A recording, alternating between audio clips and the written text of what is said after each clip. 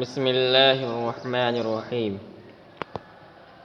در بیان ترک خودرائی و خود ستائی۔ خودرائی اور خود ستائی کے ترک کرنے کے بیان میں دو چیزیں ہیں، ایک ہے خودرائی اور دوسری چیز ہے خود ستائی۔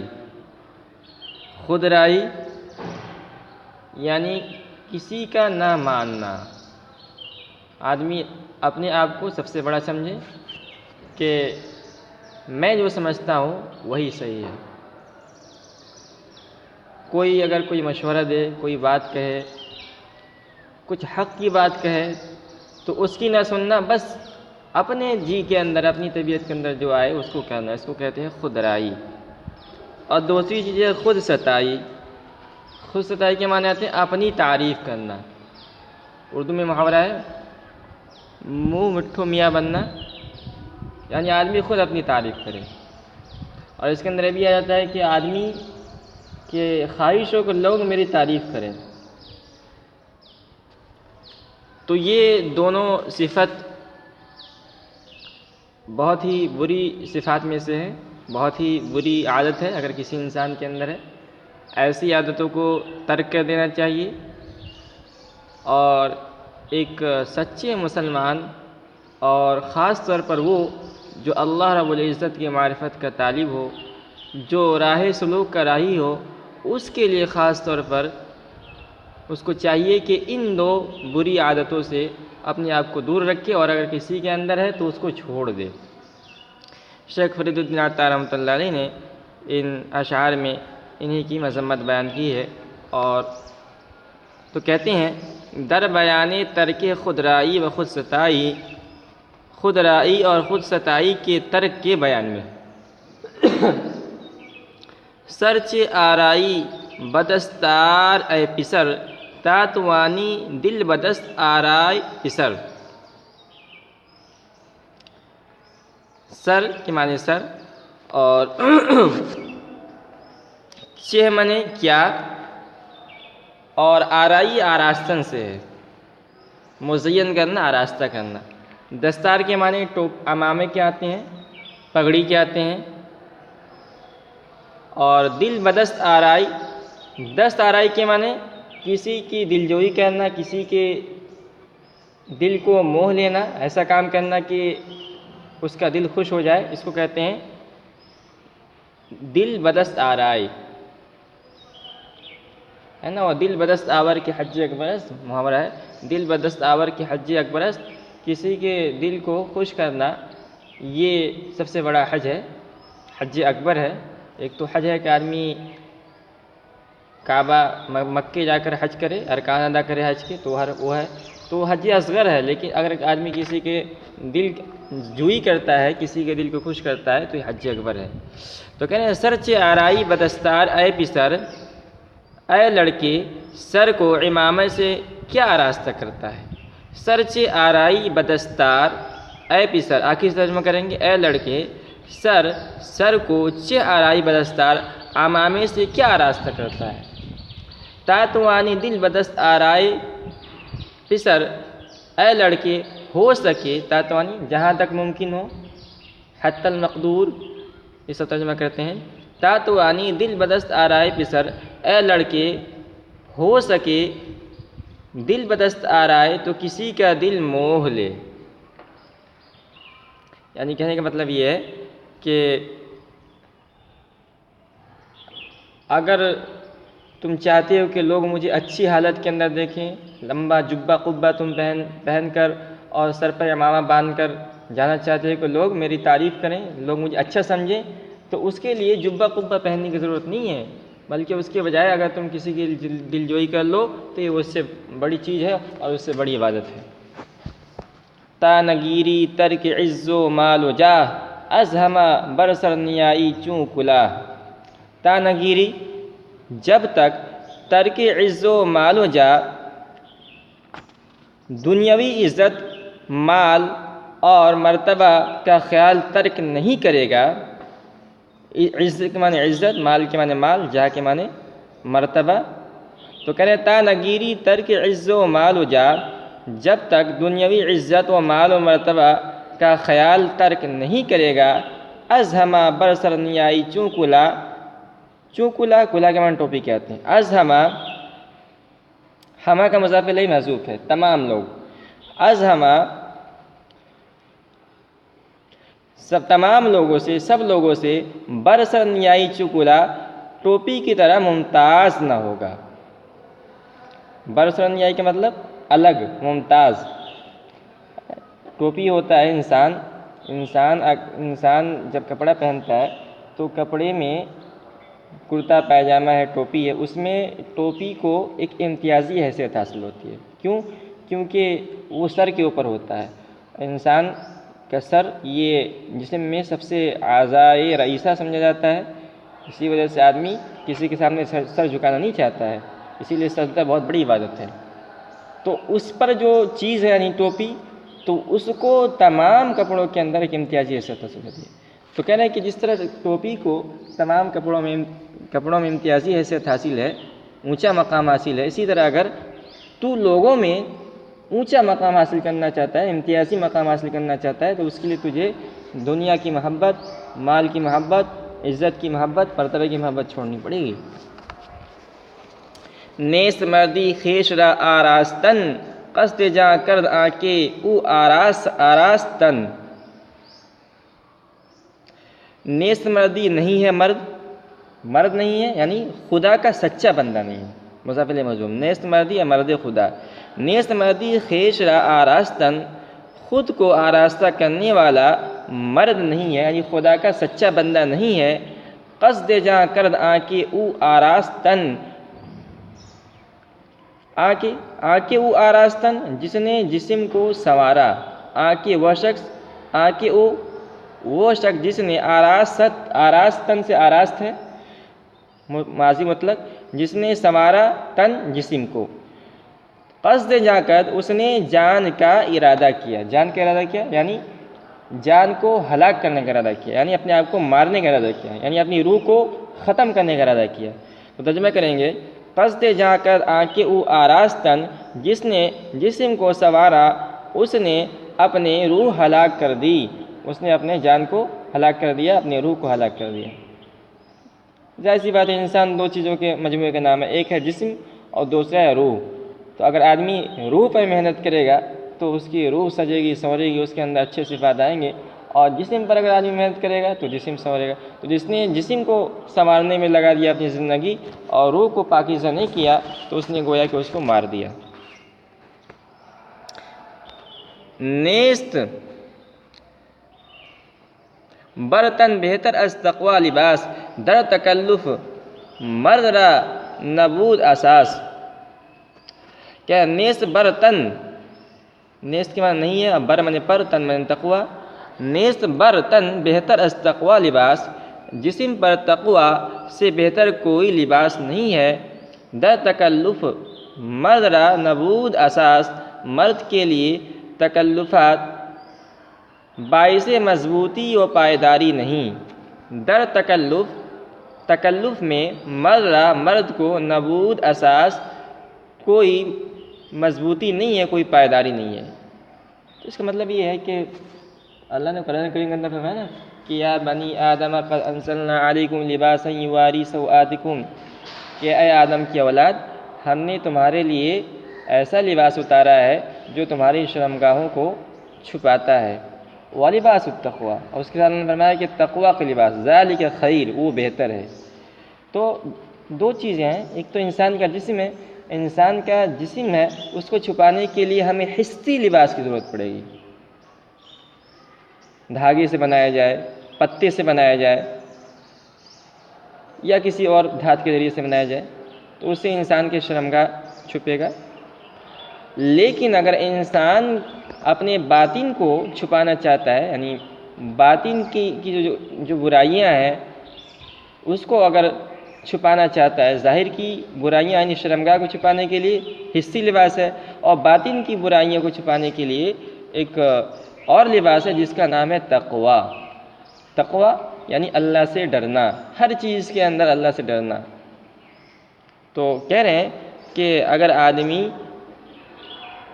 لباس ہی پہننا چاہتا ہے، لباس پہننے کا شوق ہے، تو اسے چاہیے کہ تقویٰ کا لباس پہنے، ہو اپنے آپ کو اللہ تعالیٰ کے احکامات کا پابند بنائے، اللہ تعالیٰ کی نواہی سے بچنے کا اپنے آپ کو اس پر آمادہ کرے کہ اللہ کے احکامات پورا ہوں، نواہی سے بچیں۔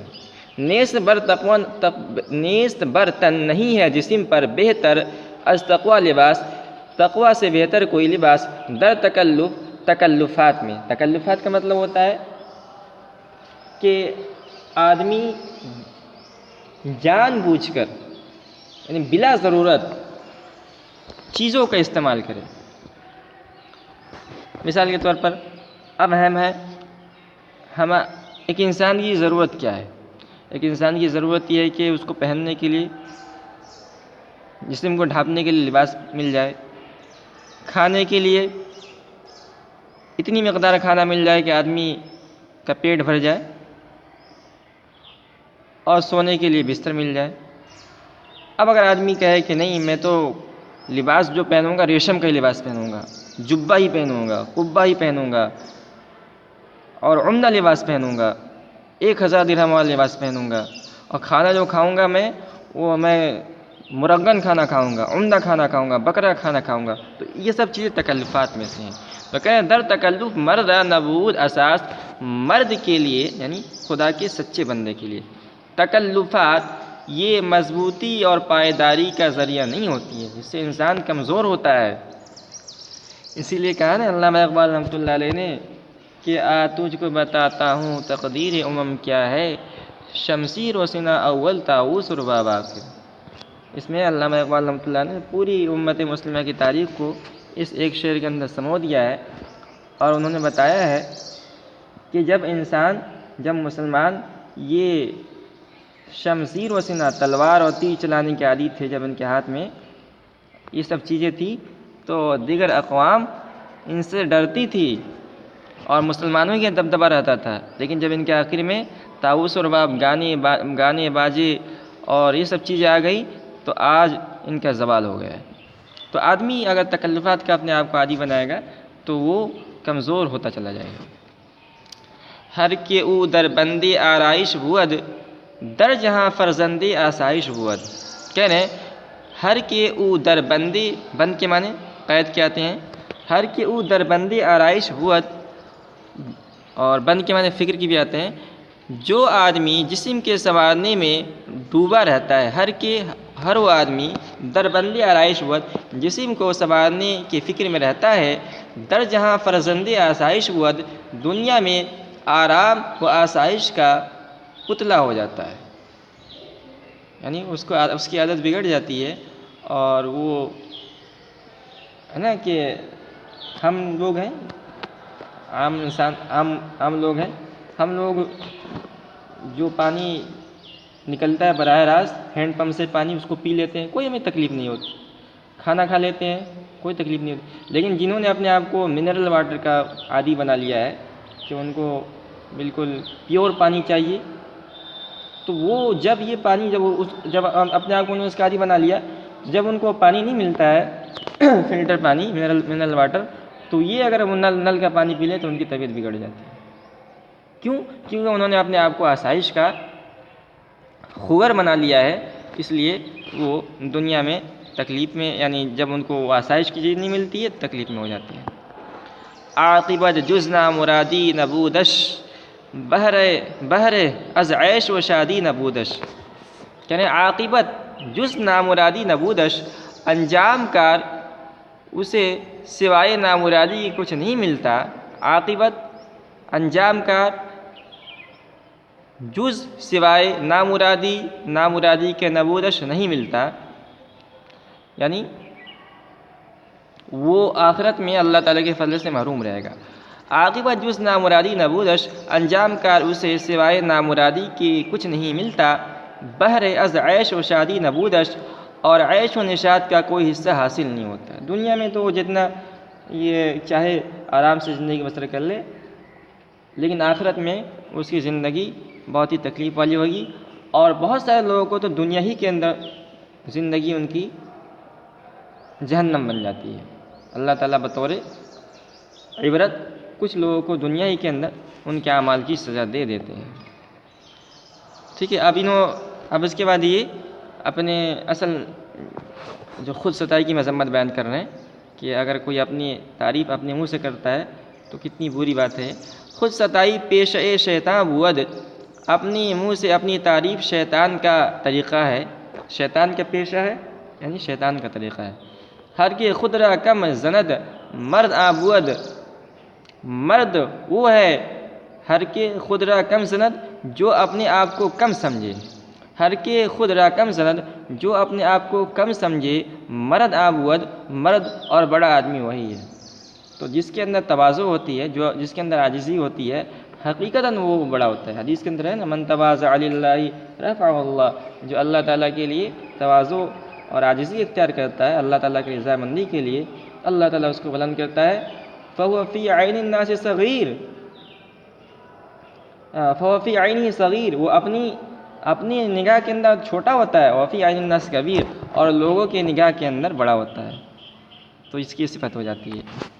یہ حدیث کا مفہوم ہے.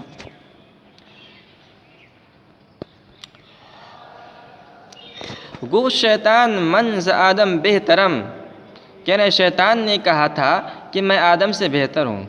کہا تھا نا کہ اسجد لمن خلقت طینا، جب اللہ نے کہا کہ تم آدم کو سجدہ کرو، اس نے کہا اسجد، کیا میں سجدہ کروں لمن خلقت طینا، اس آدمی کو جس کو آپ نے مٹی سے پیدا کیا، میں تو اس سے بہتر ہوں. تو کہہ رہے ہیں گو شیطان من ز آدم بہترم، شیطان نے کہا میں آدم سے بہتر ہوں، اس لیے کہ میں آگ سے پیدا کیا گیا ہوں اور آدم مٹی سے پیدا کیے گئے ہیں.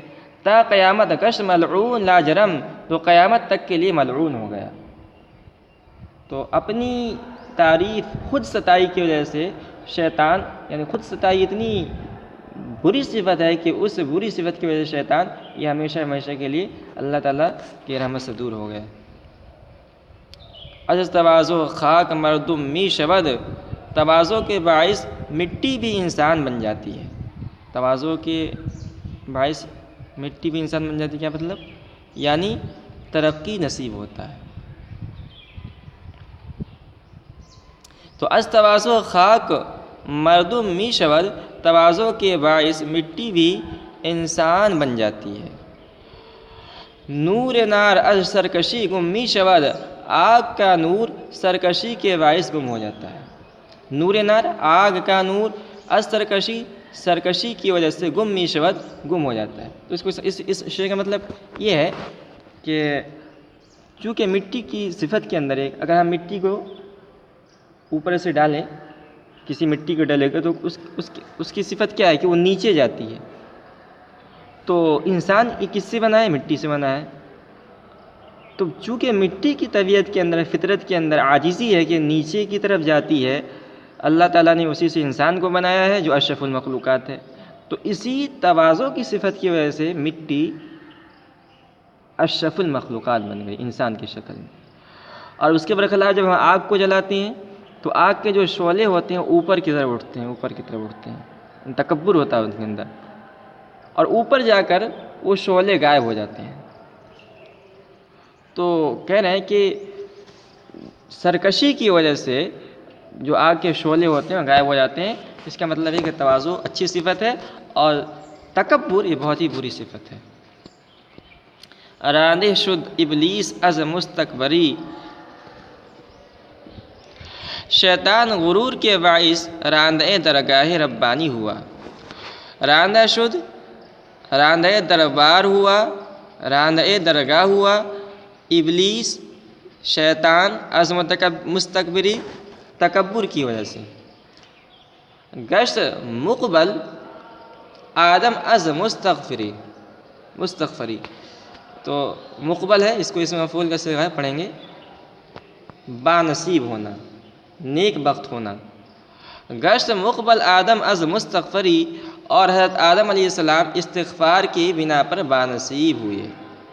ظاہر سی بات ہے کہ غلطی، دیکھیے غلطی حضرت آدم علیہ السلام سے بھی ہوئی تھی خطا، اور غلطی ابلیس سے بھی ہوئی تھی. ابلیس سے غلطی ہوئی کہ اس نے سجدہ نہیں کیا. آدم علیہ السلام کو سجدہ کرنے کا اللہ نے حکم دیا تھا تو اس نے سجدہ نہیں کیا، لیکن اس غلطی پر ابلیس نے تکبر والا راستہ اختیار کیا، اَأَسْجُدُ لِمَنْ خَلَقْتَ طِينًا کہا، اور غلطی آدم علیہ السلام سے ہوئی کہ انہوں نے گندم کھا لیا، لیکن انہوں نے تکبر والا راستہ اختیار نہیں کیا، بلکہ کیا کہا، ربنا ظلمنا انفسنا وان لم تغفر لنا وترحمنا لنكونن من الخاسرین، استغفار کیا انہوں نے، تو اس لیے اللہ نے ان کو معاف کر دیا۔ اس لیے تکبر بری صفت ہے اور استغفار کرتے رہنا چاہیے۔ شد عزیز آدم چو استغفار کر، حضرت آدم علیہ السلام استغفار کے سبب اللہ تعالیٰ کے پیارے ہو گئے۔ خار شد شیطان چو استکبار کر، شیطان غرور کے بنا پر ذلیل ہوا۔ دانا پست افتد زبردستش کنند، کہہ رہے ہیں دانا پست افتد، دانا پست ہوتا ہے، زبردستش کند تو ابھارا جاتا ہے۔ علامہ اقبال کا ایک شعر ہے نا کہ اس کا مفہوم یہ ہے کہ جب ہم کسی بھی دانے کو، کسی بیج کو زمین کے اندر ڈالتے ہیں تو وہ زمین کے اندر جاتا ہے، زمین میں جائے، زمین اس کو گلاتی ہے، اس پر اپنا اثر ڈالتی ہے، اور پھر جو ہے یعنی اس کو دبانے کے بعد پھر اس کے اندر سے بیج سے کونپلے نکلتے ہیں۔ تو کہنے ہیں کہ دانا پست افتد، دانا پست ہوتا ہے، زبردستش کند تو ابھارا جاتا ہے، یعنی دانا کی جو بیج ہوتا ہے، دانا ہوتا ہے، چونکہ وہ تواضع اختیار کرتا ہے، اپنے آپ کو خوب پست کرتا ہے، اس لیے اللہ تعالیٰ اس کی برکت سے اس کو پھر کونپلے کی شکل میں، پودے کی شکل میں اس کو زمین، اس کے اندر اس کو اتنی طاقت دے دیتے ہیں کہ زمین کو پھاڑ کر اوپر آ جاتا ہے۔ خوشا چو بر سر کشد پستش کند، اور خوشا کو سر ابھارنے کی بنا پر توڑ لیتے ہیں۔ خوشا چو بر سر کشد، خوشا جب سر ابھارتا ہے، پستش کند تو اس کو توڑ دیتے ہیں، اس کو پست کر دیتے ہیں۔ ایسی بات ہے، جب گیہوں اور دھان کے خوشے تیار ہو جاتے ہیں تو وہ اپنا سر ابھار لیتے ہیں، اونچا کر لیتے ہیں اپنے آپ کو، تو پھر ان کو کاٹ لیا جاتا ہے۔ تو اس کے اندر یہی تعلیم ہے کہ انسان کو اپنے تواضع کی صفت سے مرصع کرنا چاہیے اور تکبر سے اپنے آپ کو دور رکھنا چاہیے، تبھی وہ اللہ تعالیٰ اس سے خوش ہوں گے، اللہ تعالیٰ اس سے راضی ہوں گے۔